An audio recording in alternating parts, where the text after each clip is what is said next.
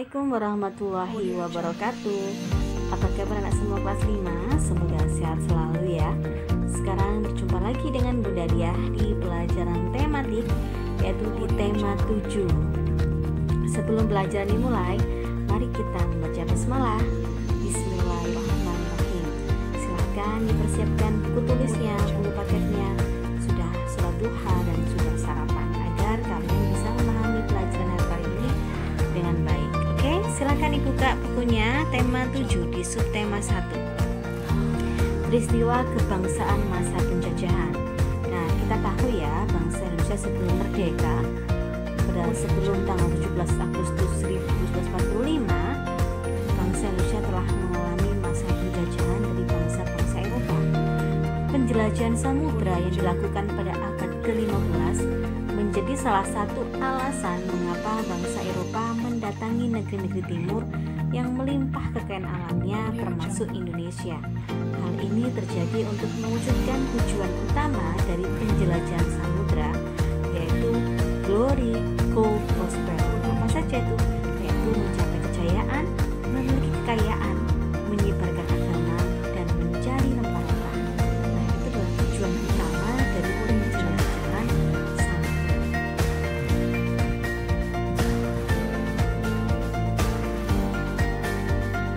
Mencermati informasi penting dalam teks narasi sejarah.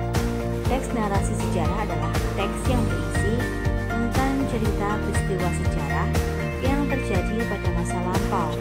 Peristiwa sejarah tersebut disampaikan berdasarkan fakta yang terjadi dan disampaikan dalam bentuk narasi atau urutan cerita. Melalui teks narasi sejarah, kamu dapat mengetahui berbagai peristiwa sejarah yang pernah terjadi di Indonesia ataupun di negara lain. Untuk mengetahui seluruh informasi peristiwa sejarah tersebut, kamu dapat mencermati dan menggali isi teks dengan berbagai cara, seperti menjawab pertanyaan-pertanyaan yang disajikan. Di muatan IPA kita akan belajar tentang sifat-sifat benda, itu ada sifat benda padat, cair, dan gas. Benda padat, ciri-cirinya yaitu memiliki bentuk dan volume yang tetap dan tidak mengikuti bentuk dan wadahnya. Zat penyusunnya sangat rapat, gaya tarik zat penyusunnya sangat kuat. Contohnya apa? Banyak ya, pensil, penggaris, penghapus, kerikil, gelas, itu zat padat. Kemudian ciri-ciri zat cair, memiliki bentuk yang berubah-ubah sesuai bentuk wadahnya. Contoh, ketika air atau sirup atau susu dimasukkan ke dalam gelas, maka bentuknya seperti gelas. Sebaliknya, kalau air atau susu atau sirup dimasukkan dalam botol, maka bentuknya akan seperti botol. Nah, itulah ciri-ciri benda cair, memiliki bentuk yang berubah-ubah sesuai bentuk wadahnya. Kalau padat, tidak ya, tidak mengikuti bentuk wadahnya. Pensil jika taruh di dalam botol, maka tetap bentuknya seperti pensil. Tidak mungkin pensil tersebut berubah menjadi botol. Kemudian, benda cair mengalir dari tempat yang tinggi ke tempat yang rendah, menekan ke segala arah, dan dapat meresap melalui celah-celah kecil.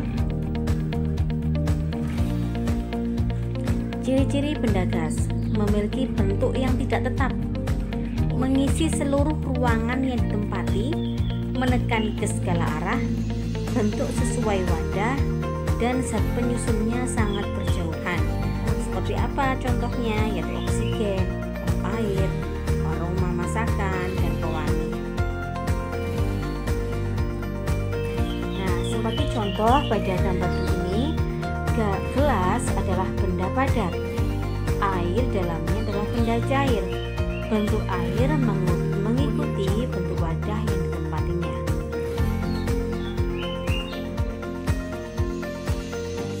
Mengelompokkan informasi teks narasi sejarah. Kita dapat mengelompokkan informasi dalam teks menggunakan kata tanya 5W 1H, yaitu what, where, when, who, why, dan how. What digunakan untuk menanyakan apa, nama, atau jenis peristiwa digunakan untuk menanyakan tempat yang berlangsung peristiwa dalam teks. When itu kapan digunakan untuk menanyakan waktu terjadinya peristiwa dalam teks. Who yaitu siapa digunakan untuk menanyakan tokoh atau perilaku yang terlibat dalam peristiwa yang terjadi dalam teks. Why yaitu mengapa digunakan untuk menanyakan penyebab atau alasan terjadinya peristiwa tersebut. How yaitu bagaimana digunakan untuk menanyakan cara atau keadaan saat terjadinya peristiwa dalam teks.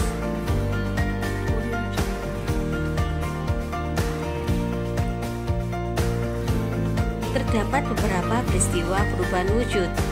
Perhatikan penjelasan berikut, ada membeku, mencair, dan menguap. Membeku yaitu perubahan wujud dari benda cair menjadi benda padat. Contohnya adalah es batu.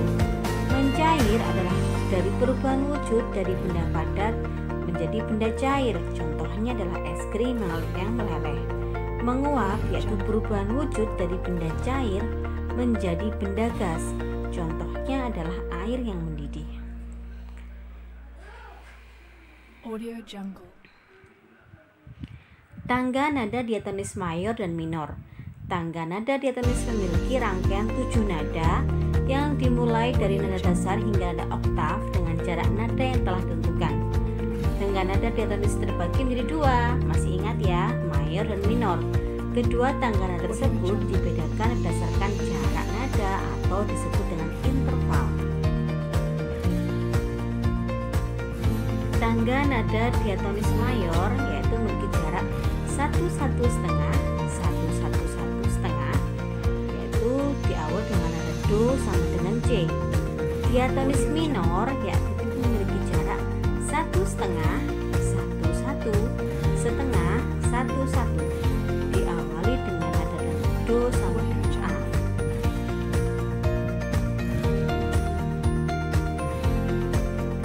Menggali informasi teks narasi sejarah secara lisan.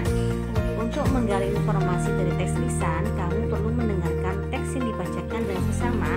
Setelah itu catatlah informasi penting seperti tokoh, peristiwa, tempat, dan penyebab apa yang terjadi. Dengan mencatatnya, kamu dapat membaca kembali dan mengingat semua informasi penting yang kamu telah dengar.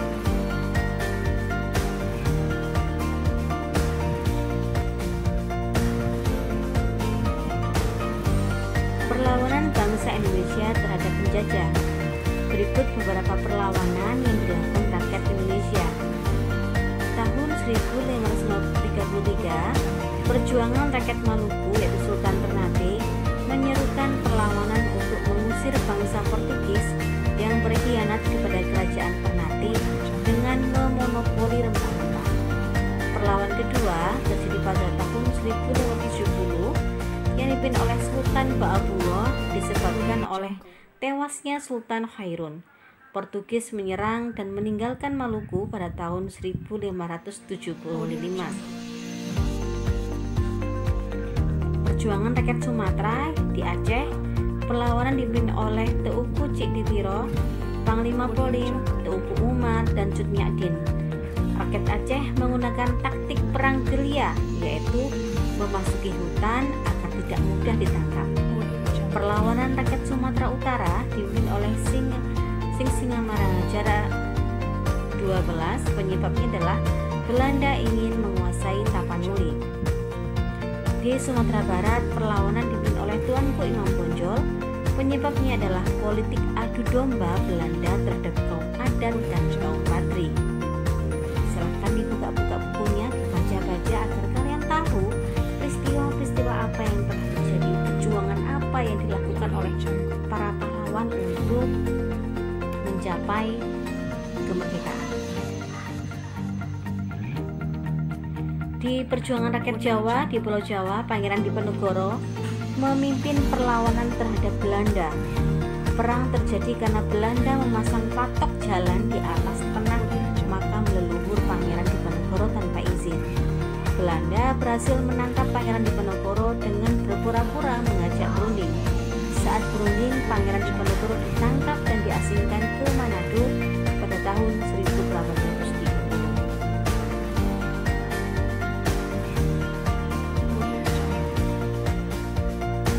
Perjuangan rakyat Bali. Sikap Belanda yang melanggar hukum tawan karang menjadi penyebab perlawanan rakyat Bali.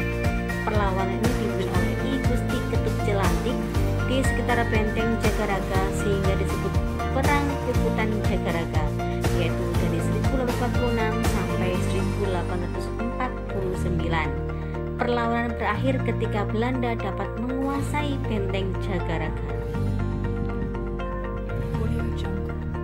Perjuangan rakyat Kalimantan Selatan yang dipimpin oleh Antasari.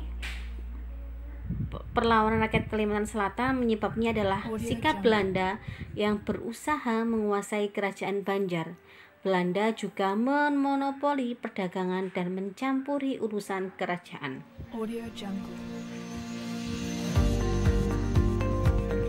Di mata PKN, faktor-faktor penyebab keberagaman bangsa Indonesia. Ada beberapa faktor penyebab terjadinya masyarakat yang majemuk. Kita akan bermacam-macam ya. Apa saja faktor-faktornya? Yaitu pertama, faktor letak geografis. Negara Indonesia yang dilalui garis khatulistiwa. Kemudian faktor sejarah, yaitu adanya percampuran budaya asing, dan faktor keberagaman kenampakan alam di Indonesia karena wilayah Indonesia terdiri atas pulau-pulau.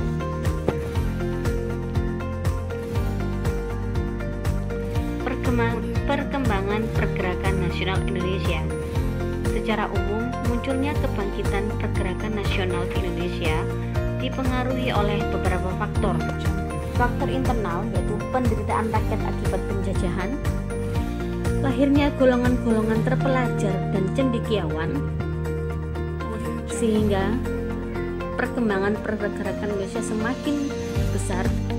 Sejarah kejayaan hidup kerajaan-kerajaan Indonesia di masa lalu. Dan faktor eksternal, di mana kemenangan Jepang atas Rusia dalam perang tahun 1905, masuknya paham baru seperti nasionalisme dan demokrasi, dan kebangkitan nasional negara-negara tetangga seperti India dan Filipina.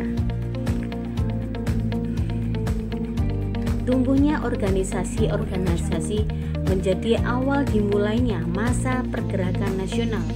Secara umum, masa pergerakan nasional Indonesia dapat dibedakan menurut sifatnya, yaitu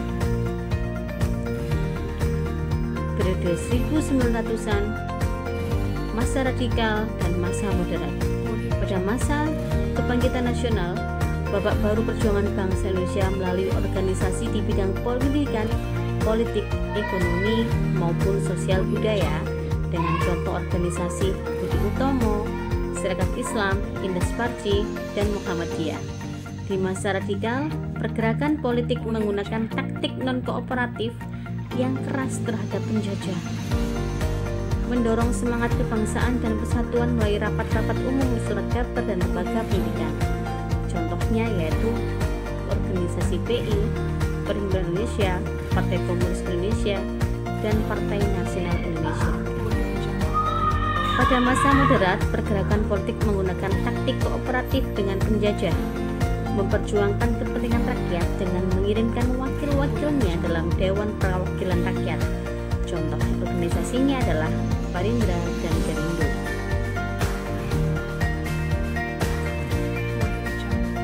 Membuat pertanyaan teks narasi. Kita dapat menggali informasi teks narasi sejarah dengan membuat pertanyaan yang berkaitan dengan isi teks tersebut. Pertanyaan dapat dibuat menggunakan katanya 5W1H. Masih ingat? Apa saja 5W1H?